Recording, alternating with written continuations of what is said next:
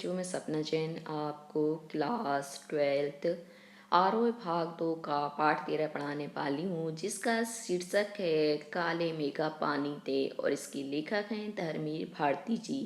तो चलिए शुरू करते हैं धर्मवीर भारती जी के जीवन परिचय से।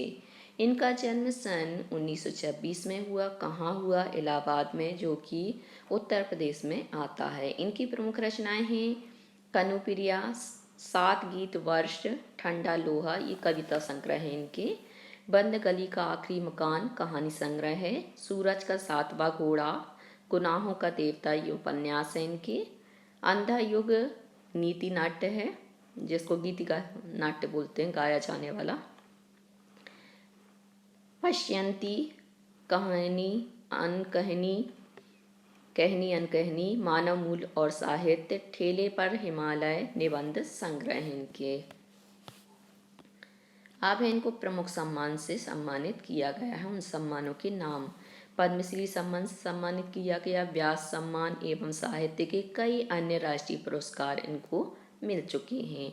इनकी मृत्यु कब हुई? तो सन 1997 में हुई, 1990। उपन्यास के लोकप्रिय धर्मवीर भारती का आज़ादी के बाद के साहित्यकारों में विशेष स्थान है। तो इनका जो गुनाहों का देवता उपन्यास प्रसिद्ध हुआ है, इसके कारण ही इन्हें भी क्या है, आज़ादी के बाद साहित्यकारों में विशेष स्थान मिला। उनकी कविताएं, कहानियाँ, उपन्यास, निबंध आदि हिंदी साहित्य की उपलब्धियाँ, और इनकी जो कविताएं हैं, कहानियाँ हैं, उपन्यास हैं, निबंध हैं, इनकी वजह से इन्हें क्या है, हिंदी साहित्य में बहुत सारी प्राप्ति हुई। भारती जी के लेखन की एक खासियत यह भी है कि हर उम्र और हर वर्ग के पाठकों के बीच उनकी अलग अलग रचनाएं लोकप्रिय, सामाजिकता एवं उदार दायित्वों के बावजूद उनकी रचनाओं में व्यक्ति की स्वतंत्रता ही सर्वोपरि है। और यह बताते हैं कि लेखक की जो लेखन की कला है, वह उनकी खासियत को बताती है, उनकी विशेषता को बताती है। और हर उम्र और हर वर्ग के पाठक क्या है, उनसे जुड़ जाते हैं उनकी रचनाओं की वजह से। और सामाजिकता और जो उत्तरदायित्व के बावजूद भी रचनाओं में क्या, व्यक्ति की स्वतंत्रता ही सर्वोपरि है। इनकी रचनाओं में आप देखेंगे तो व्यक्ति की स्वतंत्रता पर ही बल दिया गया है। उनका सर्वाधिक लोकप्रिय उपन्यास गुनाहों का देवता एक सरस और प्रभावपूर्ण वर्ण प्रेम कथा है। इनका जो गुनाहों का देवता उपन्यास है, वह कैसा है, सरल है और भावों को प्रकट करने वाला है। दूसरे लोकप्रिय उपन्यास सूरज का सातवां घोड़ा पर हिंदी फिल्म भी बन चुकी है। और इनका जो दूसरा उपन्यास है, कौन सा, सूरज का सातवां घोड़ा, इसके ऊपर फिल्म भी बन चुकी है। इस उपन्यास में प्रेम को केंद्र में रखकर निम्न मध्य वर्ग की हताशा, आर्थिक संघर्ष, नैतिक विचलन और अनाचार को चित्रित किया गया है। और बताया गया है कि जो निम्न मध्यम वर्ग के लोग होते हैं, तो उनके अंदर हताशा कैसी होती है, आर्थिक संघर्ष, आर्थिक का मतलब यहाँ पर धन के लिए उन्हें कितना संघर्ष करना पड़ता है, और नैतिक विचलन और जो अनाचार वगैरह है उनके ऊपर किस प्रकार से होते हैं, ये सभी बताए गए हैं।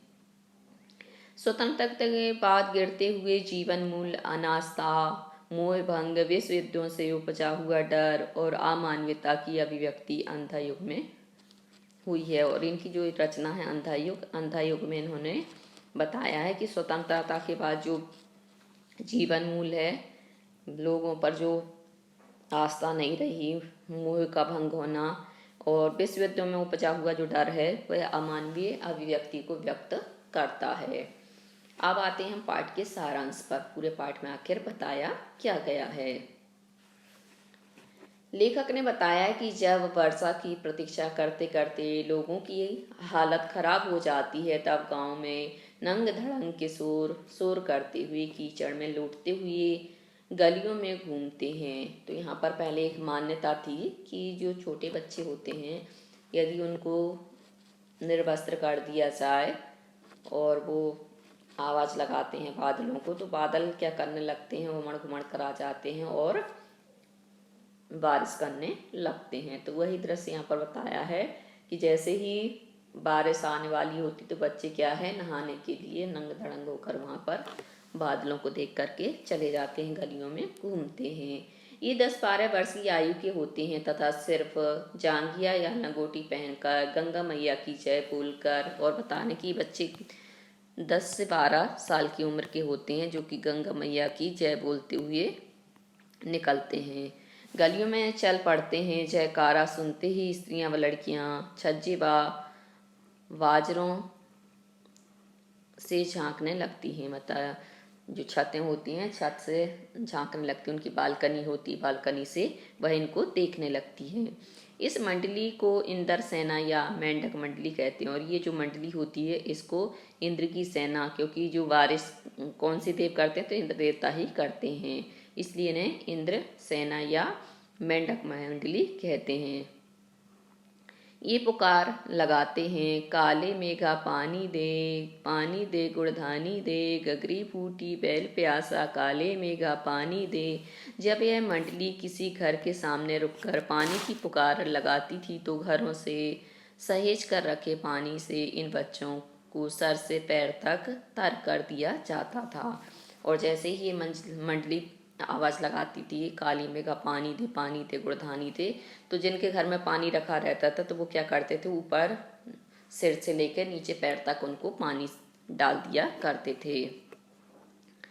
ये भींगे बदन मिट्टी में लोट लगाते तथा कीचड़ में लथपथ हो जाते। और ये क्या करते थे कि भींगे बदन मतलब गीले शरीर से मिट्टी में लोट लगाते थे, और मिट्टी और पानी जब मिलता है तो क्या बन जाता है, कीचड़, तो कीचड़ में लथपथ हो जाते हैं।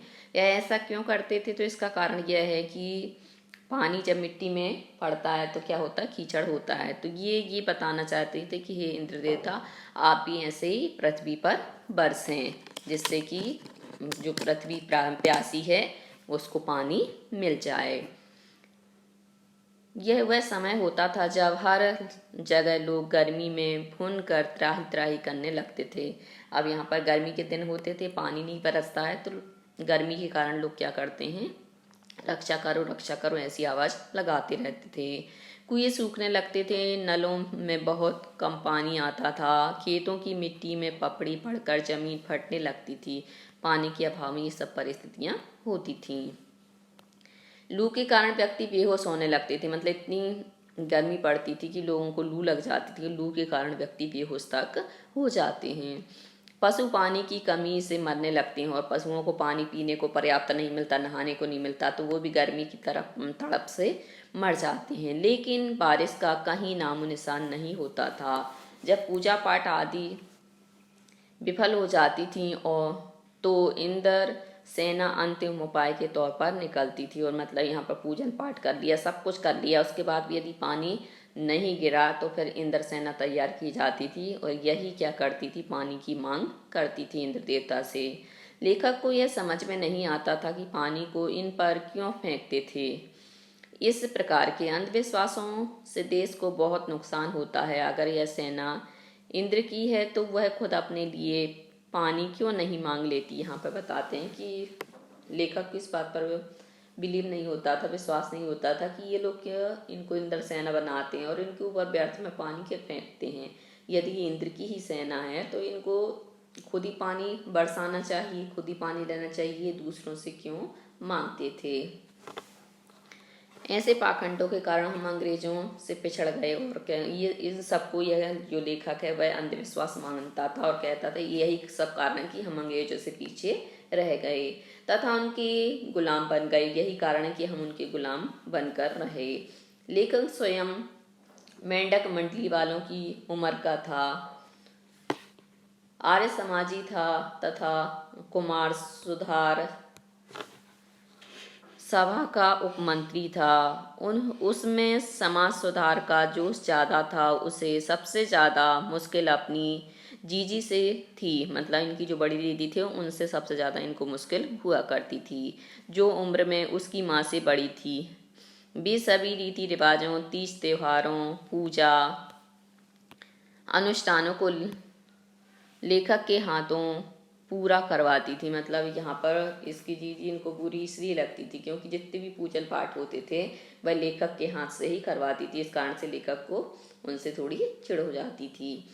जिन अंधविश्वासों को लेखक समाप्त करना चाहता था वे ये सब कार्य लेखक को पुण्य मिलने के लिए करवाती थी। मतलब लेखक जिन कामों को बंद करवाना चाहता था और उनकी जीजी ये सब काम उन्हीं के हाथों से करवाती थी। वो भी पुण्य मिलेगा या कहकर पूरे काम करवा लेती थी। जीजी लेखक से इंद्रसेना पर पानी फेंकवाने का काम करवाना चाहती थी। उसने साफ मना कर दिया। जीजी ने कांपते हाथों पर डगमगाते पांवों से इंद्रसेना पर पानी फेंका। मतलब यहाँ पर जो इंद्रसेना निकली थी तो उनकी जीजी चाहती थी कि इंद्रसेना पर लेखक पानी फेंके, पर लेखक ने साफ मना कर दिया। तो वो बूढ़ी होंगी तो हाथ कांप रहे थे, फिर भी उनने इंद्रसेना के ऊपर पानी फेंका। लेखक जीजी से मुँह फुलाए रहा, मतलब गुस्सा रहा। शाम को उसने जीजी की दी हुई मठरी लड्डू भी नहीं खाए। मतलब दीदी ने मठरी लड्डू दिए थे, वो भी गुस्से के कारण उसने नहीं खाए। उन्होंने गुस्सा दिखाया व बाद में गोद में लेकर समझाया कि यह अंधविश्वास नहीं है। मतलब इनकी जीजी ने लिया, थोड़ा सा गुस्सा की और उसको गोदी में बिठा लिया जबरदस्ती, और बात समझाने लगी कि ये सब अंधविश्वास नहीं है। यदि हम पानी नहीं देंगे तो इंद्र भगवान हमें पानी कैसे देंगे? यदि हम उनको पानी नहीं देंगे तो वो हमें पानी कैसे देंगे? यह पानी की बर्बादी नहीं है, यह पानी का अर्घ है। मतलब इंद्र देवता को यहाँ पर पानी का इस प्रकार से अर्घ दिया जाता है जैसे हम सूर्य देवता को देते हैं। ऋषियों ने दान को महान बताया है। त्याग वह है जो अपनी जरूरत की चीज को जन कल्याण के लिए दे। मतलब त्याग की भावना वो कहलाती है जो हमारी जरूरत की चीज रहती है और हम जन कल्याण के लिए दे देते हैं। लेखक कहता है कि यह बात 50 साल पुरानी के कारण आज भी उसके मन पर दर्ज है। मतलब यह जो बात है बस 50 साल पुरानी हो गई, फिर भी आज उसके मन पर उसकी छाप बनी हुई है। अनेक संदर्भों में ये बातें मन को कचोटती, मतलब बहुत सारे ऐसे प्रसंग आते हैं, उन प्रसंगों में ये बात क्या करती है, मन को कचोटती भी है कि हम देश के लिए क्या करते हैं। त्याग का नामो निशान नहीं है। आज स्वार्थ एकमात्र लक्ष्य रह गया। मतलब आज हम देश के लिए क्या कर रहे हैं? त्याग की भावना तो हमारे अंदर बची नहीं है और स्वार्थ की भावना हमारा लक्ष्य बनकर रह गई है। हम भ्रष्टाचार की बातें करते हैं परंतु खुद अपनी जांच नहीं करते। हम दूसरों से बोलते कि भ्रष्टाचार कर रहे हैं, पर हम स्वयं को परखते कि हम कितना भ्रष्टाचार कर रहे हैं। काले मेघ उमड़ते हैं, पानी बरसता है, परंतु गगरी फूटी की फूटी रह जाती है। मतलब मेघ आते हैं, उमड़ घुमड़ कर पानी भी बरसा देते हैं, परंतु हमारे पास जो गागर है पानी भरने के लिए, जो घड़ा है, वो तो टूटा फूटा, उसमें पानी कैसे ठहरेगा? बैल प्यासे ही रह जाते हैं। यह स्थिति कब बदलेगी यह कोई नहीं जानता। मतलब जो बैल हैं वह प्यासे के प्यासे ही रह जाते हैं। हमारी जो समाज की स्थिति है वह कब सुधरेगी कोई नहीं जानता है। मतलब हम सब वही भ्रष्टाचार में लिप्त हैं, स्वार्थ की भावना में लिप्त हैं, जबकि इसके स्थान पर हमें कैसा होना चाहिए? परमार्थ के लिए जीना चाहिए और हमें स्वार्थ की भ्रष्टाचार को त्याग करके सदाचार की बातें करनी चाहिए, सदाचार का आचरण करना चाहिए। यही यहाँ पर लेखक बताना चाह रहे हैं। अब आते हैं प्रश्न अभ्यास पे। सबसे पहला प्रश्न है पाठ के साथ। लोगों ने लड़कों की टोली को मेंढक मंडली नाम किस आधार पर दिया? यह टोली अपने आप को इंद्रसेना कहकर क्यों बुलाती थी? तो इसका उत्तर है, लोग जब इन लड़कों की टोली को कीचड़ में धंसा देखते, उनके नंगे शरीर को, उनके शोर शराबे को तथा उनके कारण गली में होने वाली कीचड़ या गंदगी को देखते हैं तो वे इन्हें मेंढक मंडली कहते हैं। क्योंकि मेंढक को आपने देखा होगा वो क्या करता है, कीचड़ में इधर से उधर फदक फदक फदक करता रहता है।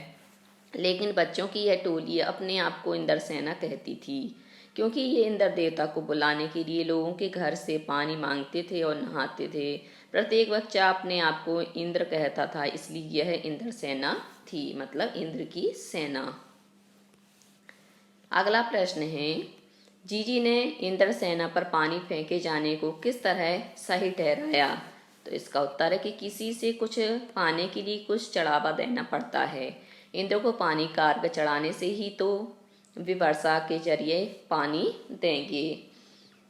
त्याग भावना से दिया गया दान ही फलीभूत होता है। जिस वस्तु की अधिक जरूरत है उसके दान से ही फल मिलता है। मतलब जो चीज़ें हम बहुत ज़्यादा आवश्यक होती है, और उस आवश्यक चीज़ को यदि हम किसी को देते हैं तो वह हमें कई गुना होकर मिलती है। उसके दान से ही फल मिलता है। पानी की भी यही स्थिति है, इस कारण से इंद्रसेना के ऊपर ही पानी डाला जाता था।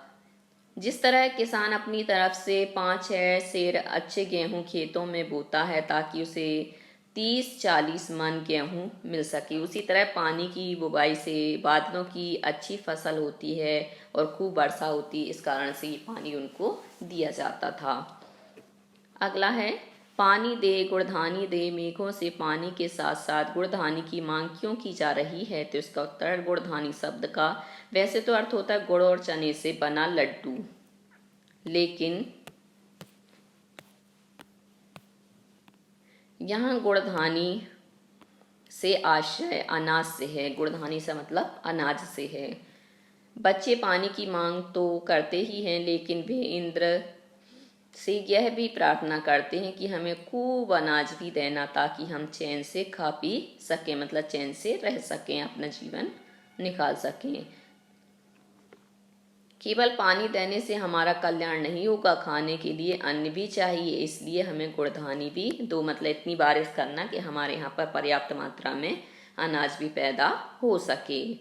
अगला प्रश्न है, गगरी फूटी बैल प्यासा, इंद्र सेना के इस खेल गीत में बैलों के प्यासा रहने की बात क्यों मुखरित हुई है? तो इसका उत्तर है कि इंद्र सेना गाती है कि काले मेघा पानी दे, गगरी फूटी बैल प्यासा। इस पंक्ति में बैल को प्रमुखता दी गई है। बैल ग्रामीण जीवन का अभिन्न हिस्सा है, कृषि कार्य उसी पर आधारित है, मतलब उसी से खेती होती है।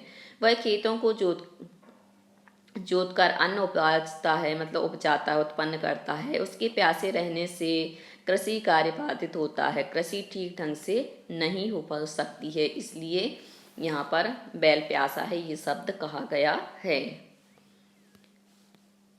अगला है, इंद्र सेना सबसे पहले गंगा मैया की जय क्यों बोलती है? नदियों का भारतीय सामाजिक सांस्कृतिक परिवेश से क्या महत्व है, मतलब नदियाँ हमारे परिवेश से कैसे जुड़ी हुई हैं? तो इसका उत्तर है, गंगा माता के समान पवित्र और कल्याण करने वाली है। जो गंगा माता है वह हमारे माँ के समान पवित्र और कल्याण करने वाली है, इसलिए बच्चे सबसे पहले गंगा मैया की जय बोलते हैं। भारतीय संस्कृति में नदी को माँ की तरह पूजने वाली बताया गया है। सभी नदियाँ हमारी माताएं हैं। भारतीय संस्कृति परिवेश में सभी नदियाँ हमारी माताएं हैं। भारतीय सांस्कृतिक परिवेश में सभी नदियाँ पवित्रता और कल्याण की मूर्तियाँ हैं। ये हमारी जीवन की आधार है, इनके बिना जीवन की कल्पना नहीं की जा सकती। भारतीय समाज गंगा और अन्य नदियों को धारित्री बताकर उनकी पूजा करता है ताकि इनकी कृपा बनी रहे। यहाँ पर इसलिए सब बताया गया क्योंकि जो जल है, जल ही हमारा जीवन है। यदि जल नहीं होगा तो हम ज़्यादा दिन तक जीवित नहीं रह सकते। हवा के बलबूते हम कितने दिन जीवित रहेंगे, इसलिए जल से हम पर ही सब कुछ निर्भर करता है। जैसे हमारी माँ हमें जन्म देकर हमारा लालन पालन पोषण करती है, ऐसी ही गंगा मैया हमें जल देकर हमारा पूरा लालन पालन पोषण करती है। यदि जल नहीं होगा तो फल सब्जी दूध वगैरह कुछ नहीं होंगे, जानवर तक नहीं होंगे। जल पर ही सब कुछ सारी सृष्टि निर्भर करती है, इसलिए इनको माँ का दर्जा दिया गया है। अगला है, रिश्तों में हमारी भावना शक्ति का बढ़ जाना। विश्वासों के जंगल में सत्य की राह खोजती हमारी बुद्धि की शक्ति को कमजोर करती है। पाठ में जीजी के प्रति लेखक की भावना के संदर्भ में इस कथन के औचित्य की समीक्षा कीजिए। यह कथन पूर्णतः सत्य है कि रिश्तों में हमारी भावना शक्ति बढ़ जाती है। ऐसे में विश्वासों के जंगल में सत्य की राह खोजती हमारी बुद्धि की शक्ति कमजोर हो जाती। इस पाठ में जीजी लेखक को बेपनाह स्नेह करती हैं, मतलब बहुत ज़्यादा प्रेम करती हैं। वे अनेक तरह की धार्मिक क्रियाएं लेखक से करवाती थीं कि मतलब बच्चा क्या है, धर्म से जुड़ा रहे, जिन्हें लेखक अंधविश्वास मानता था, और लेखक इन सब चीज़ों को क्या है, अंधविश्वास मानता था। इंद्र सेना पर पानी फेंकने से मना करने पर जीजी अपने तर्क देती हैं। लेखक उन तर्कों की काट नहीं दे पाता, मतलब उन तर्कों को काट नहीं पाता, क्योंकि उन तर्कों के पीछे भावनात्मक लगाव था। भावना में जीवन के अनेक सत्य छिप जाते हैं तो कुछ प्रकट हो जाते हैं। मतलब भावना में कुछ सत्य छिप जाते हैं तो कुछ ऐसे सत्य होते हैं जो उजागर भी हो जाते हैं। बुद्धि शुष्क होती है, मतलब बुद्धि सूखी हुई होती है तथा तर्क पर आधारित होती है। जो बुद्धि है वह तर्क पर ही कार्य करती है। भावना में तर्क का स्थान नहीं होता। जो हमारी भावनाएं होती हैं उनमें हम तर्क नहीं लगा सकते। वहाँ विश्वास ही प्रमुख होता है। विश्वास खंडित होने पर रिश्ते समाप्त हो जाते हैं तथा समाज का ढांचा बिखर जाता है। इसलिए ये जो मान्यताएं हैं ये चली आ रही हैं, लोग इन पर विश्वास भी करते हैं और इसी से जो हमारे संबंध है वह बने हुए रहते हैं। अगला प्रश्न है पाठ के आसपास से, क्या इंद्र सेना आज के युवा वर्ग का प्रेरणा स्रोत हो सकती है? क्या आपकी स्मृति कोश में ऐसा कोई अनुभव है जब युवाओं ने संगठित होकर समाज उपयोगी रचनात्मक कार्य किया हो? उल्लेख करें, मतलब इसके बारे में बताएं। हाँ, इसका उत्तर है इंद्र सेना आज के युवा वर्ग के लिए प्रेरणा स्रोत बन सकती है। इंद्र सेना के कार्यों को देखकर कोई भी युवा सामाजिक कार्य करने के लिए प्रेरित हो सकता है। हमारे मोहल्ले में भी पिछले दिनों कुछ युवाओं ने ऐसा ही कार्य किया। एक गरीब बुढ़िया बहुत बीमार हो गई। उसने इलाज पर 10,000 रुपये का खर्चा था। उस बुढ़िया के पास तो 200 रुपये मिले। देखते ही देखते लगभग 12,000 रुपये इकट्ठे हो गए। इस प्रकार बुढ़िया का इलाज हो गया। वह बीमारी से निजात पा चुकी थी, मतलब उसकी जो बीमारी है इस वजह से दूर हो गई थी, क्योंकि बच्चों ने पैसे इकट्ठे किए और पैसे इकट्ठे करके उसका इलाज करवाया। अगला प्रश्न है, तकनीकी विकास के दौर में भी भारत की अर्थव्यवस्था कृषि पर निर्भर है। कृषि समाज में चैत्र वैशाख सभी माह बहुत महत्वपूर्ण हैं, पर आषाढ़ का चढ़ना उनमें उल्लास क्यों भर देता है? तो इसका उत्तर है तकनीकी विकास के दौर में भी भारत की अर्थव्यवस्था कृषि पर निर्भर है, मतलब खेती पर ही निर्भर है। कृषि समाज में चैत्र वैशाख सभी माह महत्वपूर्ण हैं, मतलब बहुत अच्छे माने जाते हैं, पर आषाढ़ का चढ़ना उनमें अधिकतर वर्षा होती है और किसानों को आशा की नई किरण दिखने लगती है। इस कारण आषाढ़ के महीने को बहुत ज़्यादा अच्छा मानते हैं। जमीन की प्यास बुझती है और जमीन जो प्यासी होती है, पानी के लिए तरस रही होती है, उसकी प्यास भी इस पानी से बुझती है तथा खेत बुआई के लिए तैयार हो जाते हैं। खेत भी क्या है, पानी पड़ जाता है तो मिट्टी मुलायम हो जाती है तो बोने के लिए तैयार हो जाती है। खेतों में धान की रुपाई होती है तथा इस समय उल्लास छा जाता है, क्योंकि हमारा जो वातावरण है वो हरा भरा होना शुरू हो जाता है। गर्मी से राहत मिलने, पानी की कमी दूर होने, कृषि कार्य के प्रारंभ होने आदि से गाँव में प्रसन्नता का माहौल बन जाता है, मतलब सभी जगह क्या प्रसन्नता हो जाती है। अगला है कि पाठ के संदर्भ में इसी पुस्तक में दी गई निराला की कविता बादल राग पर विचार कीजिए और बताइए कि आपके जीवन में बादलों की क्या भूमिका है। तो इसका उत्तर है बादल हमारे जीवन का अभिन्न अंग हैं। बादलों के बिना जीवन की कल्पना करना असंभव है, कि हम सोच ही नहीं सकते कि बादल के बिना हमारा जीवन भी होगा। बादलों के आकाश में छा जाने से सभी का मन प्रसन्न हो जाता है। बादल यदि अपने निर्धारित समय पर बरसते हैं तो खूब धन धान्य होता है, मतलब समय समय पर बरस जाते हैं तो खेती है वह भी बहुत अच्छी होती है। खेत फसलों से लहलहा उठते हैं, अतः बादल हमारे जीवन के आधार हैं, क्योंकि जब बादलों के माध्यम से पानी बरसता है तभी तो वो पानी हमारे लिए उपयोगी बन पाता है, हमारे जीवन का आधार बन पाता है। अगला है पानी का संकट वर्तमान स्थिति में भी बहुत गहराया हुआ है। इसी तरह के पर्यावरण से संबद्ध अन्य संकटों के बारे में लिखिए। तो इसका उत्तर है पानी के संकट की तरह अन्य कई संकट हमारे पर्यावरण में बने हुए हैं। खतरनाक गैसों का संकट हमारे पर्यावरण में बने हुए, मतलब बहुत सारी गैसें हैं जो कि हमारे पर्यावरण को प्रभावित करती हैं। जैसे आपने ग्रीन हाउस इफेक्ट सुना होगा, जिससे हम देखते हैं कि उसकी वजह से क्या हो गया, गैसों की वजह से उसमें छिद्र हो गया है। खतरनाक गैसों का संकट, बाढ़ का संकट, सूखे का संकट, भूखमरी का संकट, खाद्यान्न का संकट आदि संकट पर्यावरण में बने हैं, मतलब ये बने ही रहते हैं। यदि पानी समय पर ना हो या ज़्यादा पानी गिर जाए या सूखा पड़ जाए, लोग भूखे मरने लगें, मतलब जो खाद्यान्न है, अनाज है वह सही पैदा ना हो, तो ये सभी क्या पर्यावरण में संकट पैदा करते हैं। इन संकटों के कारण कभी कभी तो देश की गति तक रुक जाती सी प्रतीत होती है। जैसे हमने देखा एक कोरोना महामारी की वजह से हमारा जो भारत है वह 2 वर्षों में कम से कम 12 वर्षों तक के लिए पीछे चला गया है। कहीं बाढ़ है तो कहीं सूखा है, और हमारे यहाँ पर ये सब चीज़ें कभी बाढ़ आ जाती है तो कभी सूखा पड़ जाता होती ही रहती हैं। कहीं लोग भुखमरी के कारण बेहाल हैं, और ये हम सब ने देखा है कि कोरोना के काल में बहुत से लोग भूखे ही मर गए। ऐसी ऐसी जगह पर लोग थे जहाँ पर खाने को भी कुछ नहीं था। तो कहीं खाद्यान्न पड़ा पड़ा सड़ रहा था, और ऐसी जगह भी देखी कि जहाँ पर इतना अनाज था परंतु आने जाने की पाबंदी थी, इस कारण से वहाँ पर अनाज ले जाया नहीं गया, तो वो वहाँ पर पड़ा पड़ा ही सड़ गया और कुछ लोग भूख से मर गए। हवा में फैली खतरनाक गैसें सभी को दूषित कर रही हैं, और ये जो गैसें हैं ये हमारे वातावरण को क्या करती, दूषित करती रहती हैं।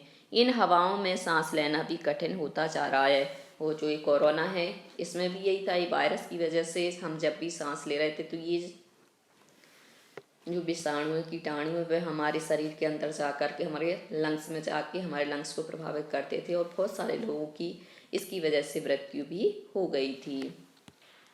अगला है, आपकी दादी नानी किस तरह के विश्वासों की बात करती हैं? ऐसी स्थिति में उनके प्रति आपका रवैया क्या होता है, लिखिए। तो इसका उत्तर, हमारी दादी नानी अनेक तरह के व्रत करती हैं ताकि परिवार पर कोई कष्ट ना आए, कोई संकट ना आए। वे अंधविश्वासों से ग्रस्त हैं, जैसे बिल्ली का रास्ता काटना, छींकना, आँख फड़कना आदि। वे पुराने विचारों की हैं। मैं ऐसे विचारों, अंधविश्वासों को नहीं मानती, परंतु उनके प्रति विरोध भी प्रकट नहीं करती हूँ, क्योंकि ये चीज़ें कुछ हैं तो उनके कुछ अनुभव रहे होंगे, उन अनुभव के आधार पर ये सब चीज़ें वो लोग बोलती हैं, इसलिए मैं उनका विरोध नहीं करती। क्योंकि उनका विरोध करने पर तनाव उत्पन्न होता है, क्योंकि मैं यदि उनका विरोध करती हूँ तो ऐसे में क्या है, लड़ाई झगड़े का माहौल उत्पन्न हो जाता है, पैदा हो जाता है। दूसरे भी ये सारे काम परिवार को कष्टों से दूर रखने की भावना से करती हैं, और उनकी जो भावना है वह परिवार पर किसी प्रकार की आपत्ति विपत्ति ना आए, इस कारण से वह ये सब करती हैं। इसलिए मैं उनकी भावनाओं को ठेस नहीं पहुंचाना चाहती हूँ। ऐसे में भावनात्मक लगाव के कारण उनका विरोध नहीं किया जा सकता, और यही सब कारण के भावनात्मक लगाव के कारण विरोध भी नहीं करना चाहिए। तो बच्चों, आज के लिए सिर्फ इतना ही। यदि आपको हमारा ये वीडियो पसंद आया है तो लाइक कीजिए, शेयर कीजिए, सब्सक्राइब कीजिए, तथा इस पाठ से संबंधित कोई भी प्रश्न है तो नीचे कमेंट्स में पूछ लीजिए। धन्यवाद।